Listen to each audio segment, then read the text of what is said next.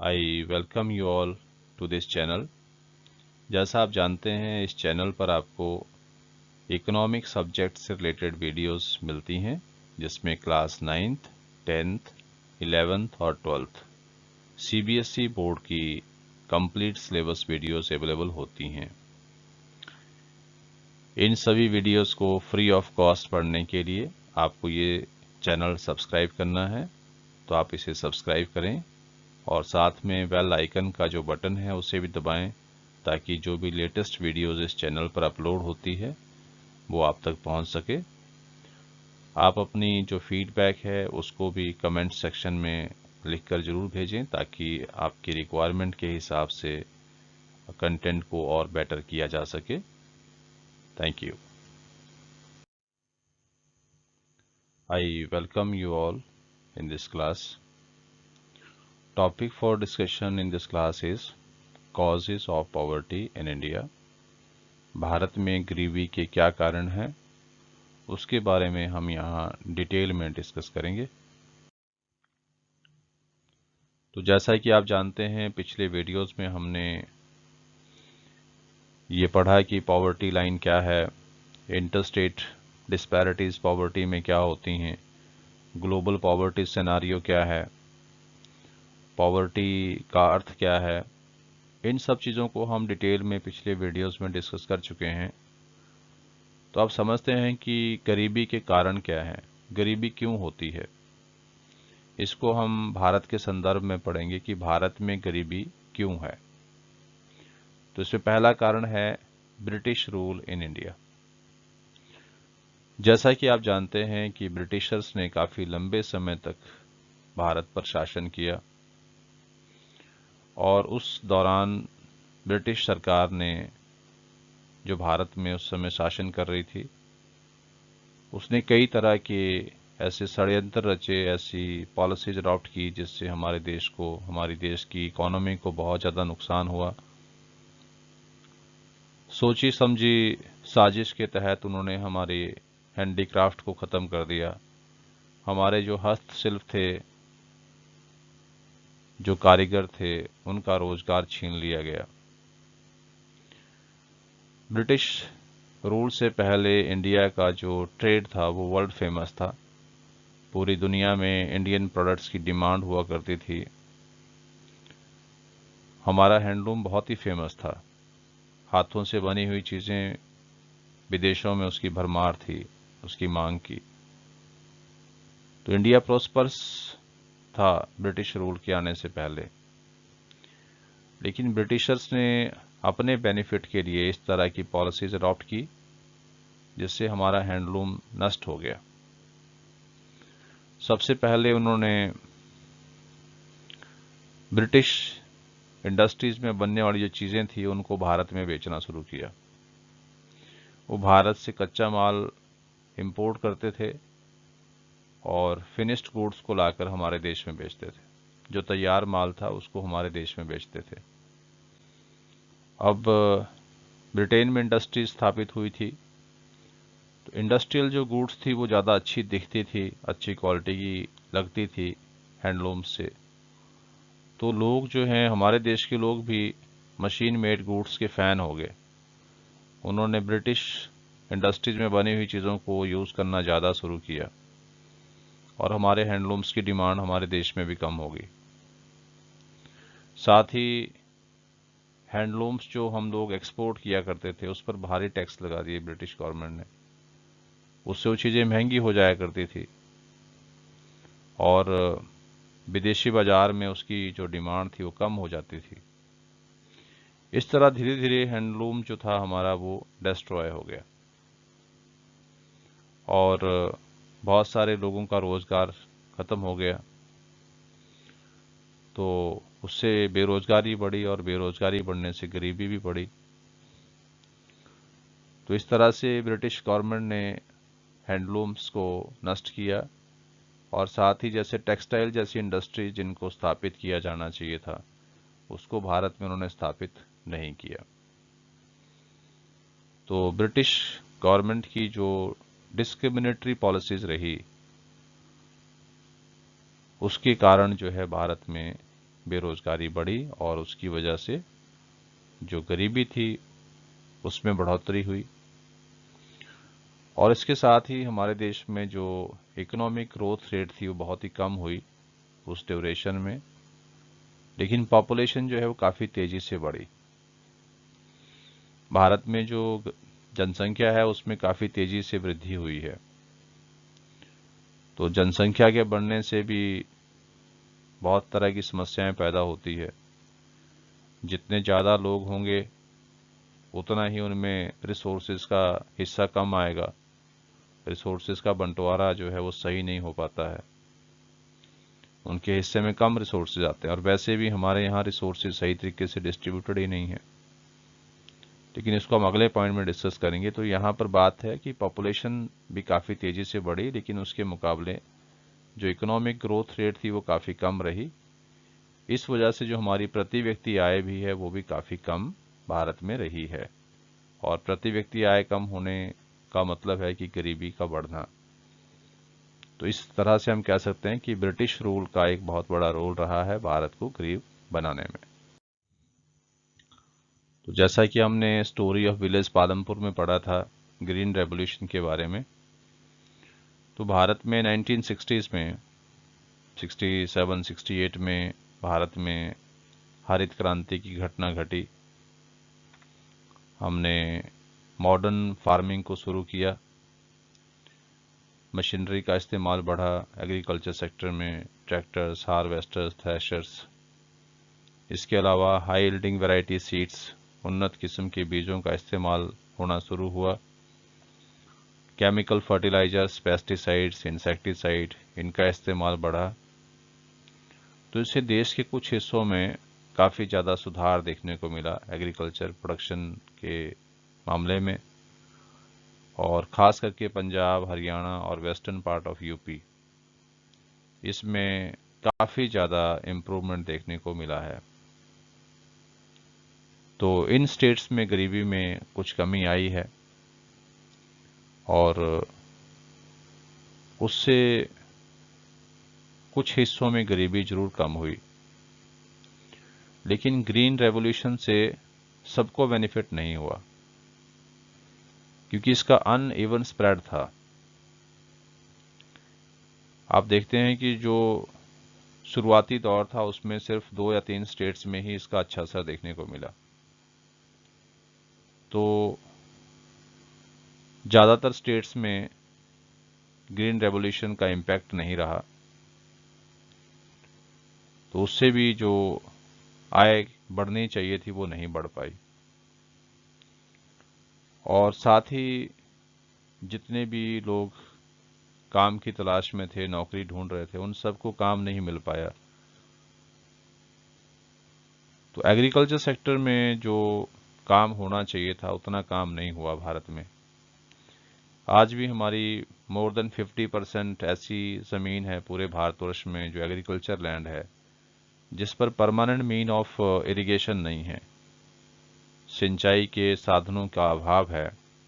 सिंचाई नहीं होगी तो फिर किसान बारिश पर डिपेंड करेगा, और बारिश पर डिपेंड करेगा तो नेचुरली है कि प्रोडक्शन नहीं बढ़ेगा, प्रोडक्शन नहीं बढ़ेगा तो फिर आय नहीं बढ़ेगी, उसकी वजह से गरीबी रहती है।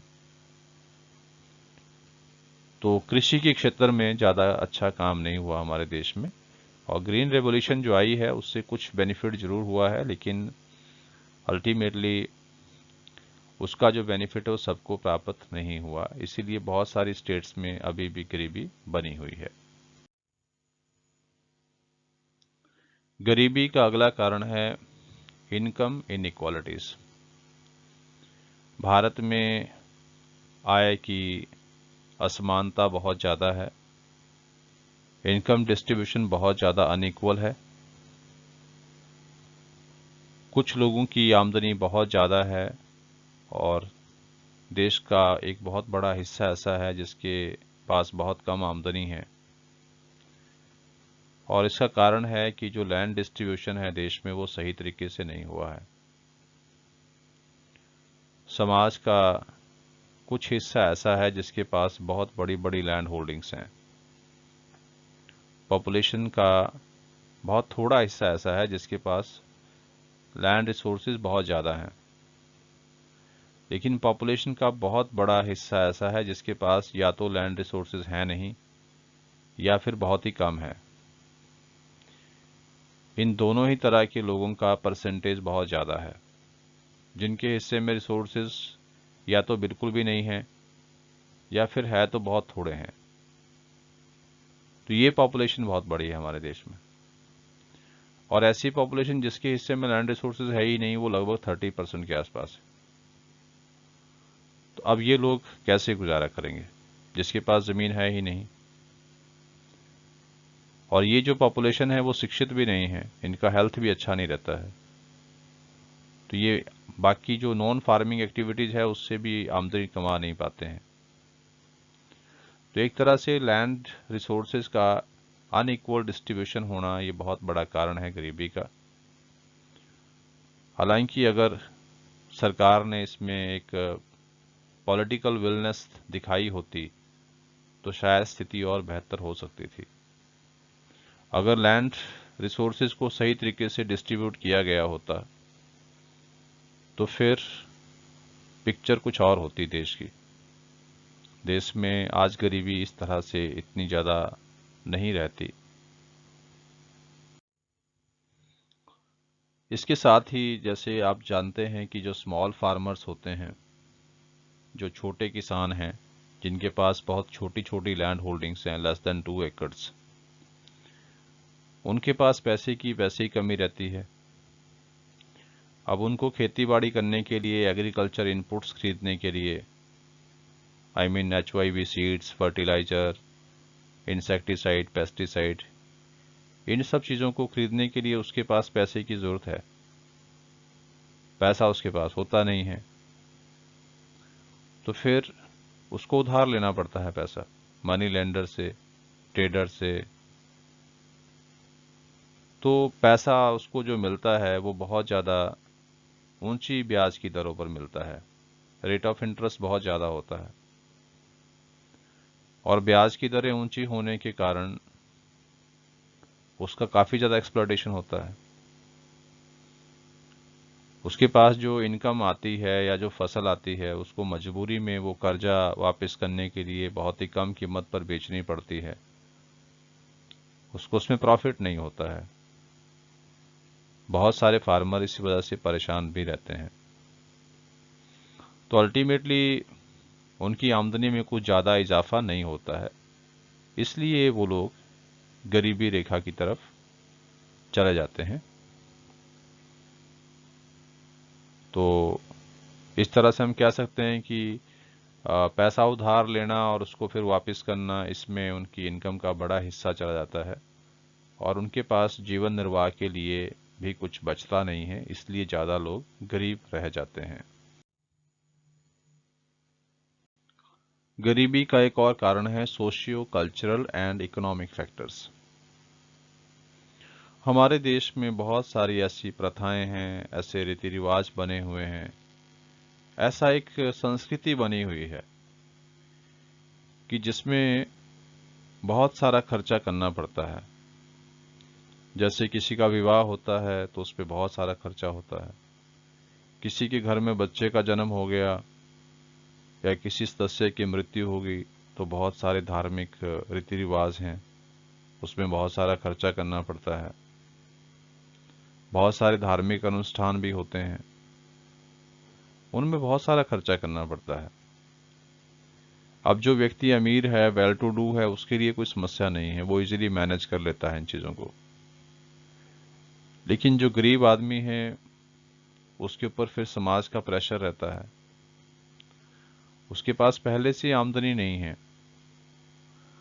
तो उसको भी ये अनुष्ठान या ये रीति रिवाज ये सब फॉलो करने होते हैं। समाज में रहना है तो उसको भी करना पड़ेगा।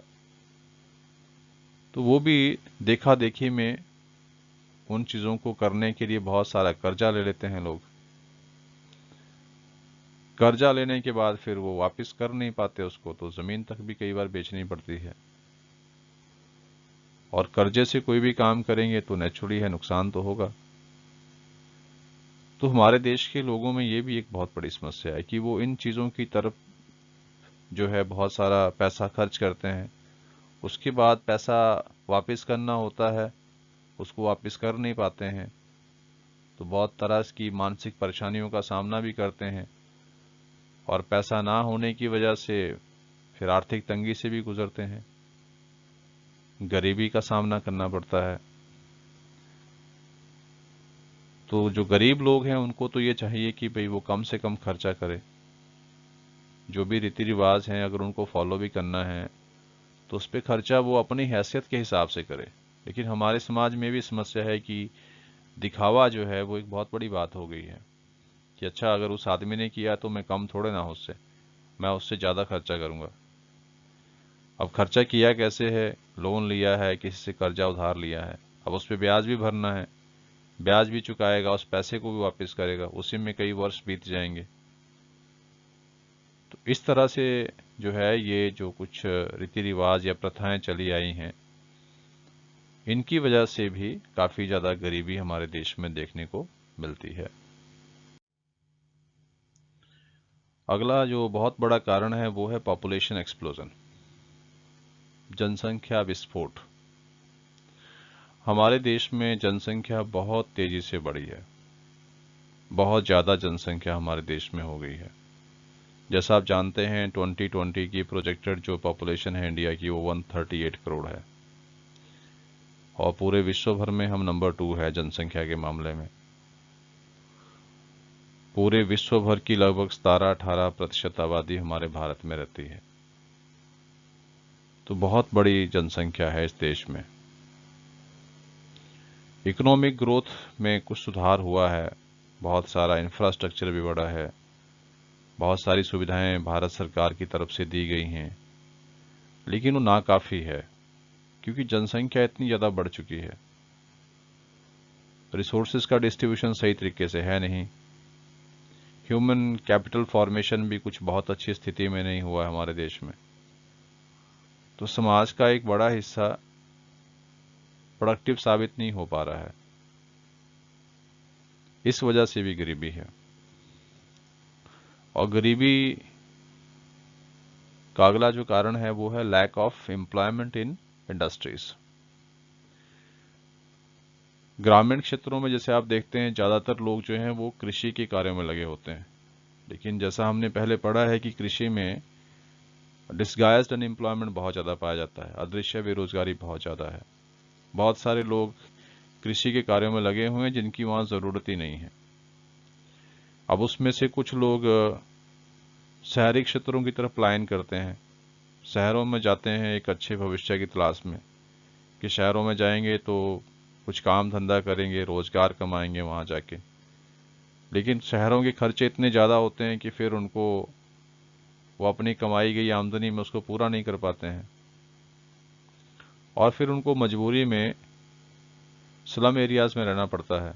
स्लम एरियाज़ बढ़ते हैं शहरों में, झोंपड़ियाँ बनाकर लोग रहते हैं शहरों के आउटर स्कर्ट्स में, बाहरी हिस्से में। तो स्लम एरियाज़ में रहेंगे तो फिर जीवन स्तर कैसा होता है, इसके बारे में हम ऑलरेडी पिछले वीडियो में देख चुके हैं। तो स्लम एरियाज़ भी गरीबी को बढ़ावा देते हैं, काफ़ी तरह की समस्याएं भी उससे पैदा होती हैं। और इसका कारण क्या है, क्योंकि इंडस्ट्रीज़ में एम्प्लॉयमेंट नहीं मिल पाता है, या शहरी क्षेत्रों में जो सर्विस सेक्टर में या सेकेंडरी सेक्टर में जॉब अपॉर्चुनिटीज़ मिलनी चाहिए थी उस तरह की अपॉर्चुनिटीज़ नहीं मिल पाती हमारे देश में। ऐसा नहीं है कि अपॉर्चुनिटीज़ बढ़ी नहीं है, लेकिन जनसंख्या इतनी ज़्यादा बढ़ गई है कि अपॉर्चुनिटीज़ बहुत ही कम लगती हैं। तो स्लम एरियाज़ के बारे में हम आपको बता चुके हैं ऑलरेडी। स्लम एरियाज़ देश के अलग अलग हिस्सों में डेवलप हो चुके हैं, शहरी क्षेत्रों में, उससे भी बहुत ज़्यादा गरीबी जो है बढ़ती है। गरीबी का एक और कारण है एजुकेशन सिस्टम। हमारे देश का जो एजुकेशन सिस्टम है वो सिर्फ डिग्री ओरिएंटेड है, वो जॉब ओरिएंटेड नहीं है। लाखों बच्चे पढ़ चुके हैं, अच्छी अच्छी डिग्रीज कर चुके हैं, लेकिन कोई स्किल नहीं है उनके पास। अब सबको तो वाइट कॉलर जॉब मिल नहीं सकता है, सभी तो आईएएस ऑफिसर नहीं बन सकते हैं, सभी डॉक्टर भी नहीं बन सकते हैं। तो अल्टीमेटली क्योंकि उसका एक मतलब परसेंटेज है, वो उतने ही बनेंगे जितने चाहिए, लेकिन अल्टीमेटली बहुत बड़े पॉपुलेशन का हिस्सा ऐसा है जो एजुकेटेड तो है लेकिन काम नहीं है, जिसको हम एजुकेटेड अनएम्प्लॉयमेंट भी कहते हैं। कारण क्या है? क्योंकि हमारा एजुकेशन सिस्टम सही नहीं है। स्किल डेवलपमेंट पे ज़्यादा फोकस किया जाना चाहिए था, जो कि हमारे देश में नहीं हुआ। इसके साथ ही कुछ आउटडेटेड सोशल सिस्टम भी है। कुछ ऐसे प्रथाएं चली आई हैं सदियों से, जिसने हमेशा इंसानियत का भी नुकसान किया, समाज का भी नुकसान किया, देश का भी नुकसान किया। जैसे कि जाति प्रथा है। अब उससे कुछ लोगों को इन्फीरियर कास्ट में डाल देते हैं, कुछ को अपर कास्ट में डाल देते हैं। और कास्टिज्म जो है एक तरह से समाज में तनाव को पैदा करता है। तो लोगों का जो काम प्रोडक्टिव होना चाहिए था वो हो नहीं पाता है। आपस में ही टकराव चला रहता है, एक मनमुटाव, एक हेटेड फीलिंग जो है वो समाज में पनपती है। उससे जो प्रोडक्टिव काम हो जाने चाहिए थे वो होते नहीं हैं। ये भी कारण है गरीबी का। So next is lack of infrastructure. हमारे देश में इंफ्रास्ट्रक्चर की भी भारी कमी है। जैसे कि इंफ्रास्ट्रक्चर में हम रोड्स को शामिल करते हैं, ट्रांसपोर्टेशन को लेते हैं, पावर जनरेशन को लेते हैं, एजुकेशन को लेते हैं, हाउसिंग को लेते हैं, मेडिकल केयर सर्विसेज को लेते हैं। ये सब इंफ्रास्ट्रक्चर होता है। तो हमारे देश में हालांकि इन चीज़ों में पहले से काफ़ी ज़्यादा सुधार आया है, लेकिन फिर वही बात है कि जनसंख्या जिस तेज़ी से बढ़ी है उसके मुकाबले में वो काफ़ी कम है। तो इंफ्रास्ट्रक्चर कम होने की वजह से भी रोज़गार कम रहता है, और रोज़गार कम है तो फिर गरीबी रहेगी। तो जैसा आपने देखा कि पिछले चैप्टर्स में भी हमने पढ़ा था डिस्गाइज्ड अनएम्प्लॉयमेंट के बारे में, और स्ट्रक्चरल अनएम्प्लॉयमेंट या फ्रिक्शनल अनएम्प्लॉयमेंट या फिर ओपन अनएम्प्लॉयमेंट, सीजनल अनएम्प्लॉयमेंट, कितनी तरह के अनएम्प्लॉयमेंट है।